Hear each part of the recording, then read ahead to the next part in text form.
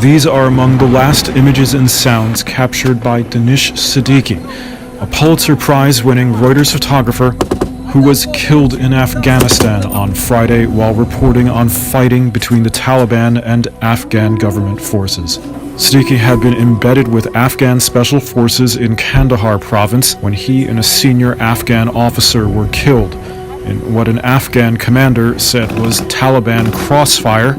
The Taliban say it isn't clear how Siddiqui died. A spokesperson told Reuters it wasn't aware there was a journalist in what it described as a fierce battle.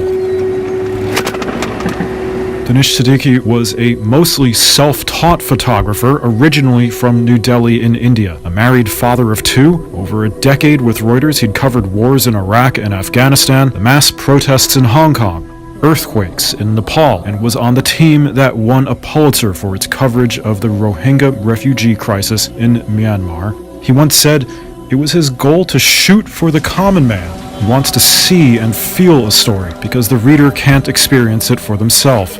Earlier this year, he went back to India to cover the devastation of its runaway COVID crisis.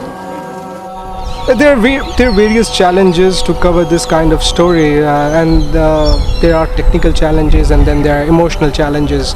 Technical challenges is to how to showcase this story in a dignified way, and in a way that you don't go too close to it, and so that the dignity of the victim or his family is maintained.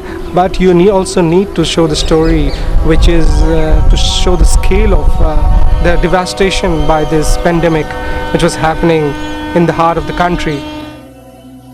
Some of his colleagues in India have started memorials for him. Siddiqui was reporting from a town called Spin Boldak when he was killed on the Pakistan border. The Taliban had captured the area on Wednesday in the wake of the drawdown by US and NATO forces. Siddiqui told Reuters earlier that day that he'd been wounded by shrapnel but had been treated and was recovering. An Afghan commander said the journalist was talking to local shopkeepers when the Taliban attacked again and was fatally wounded.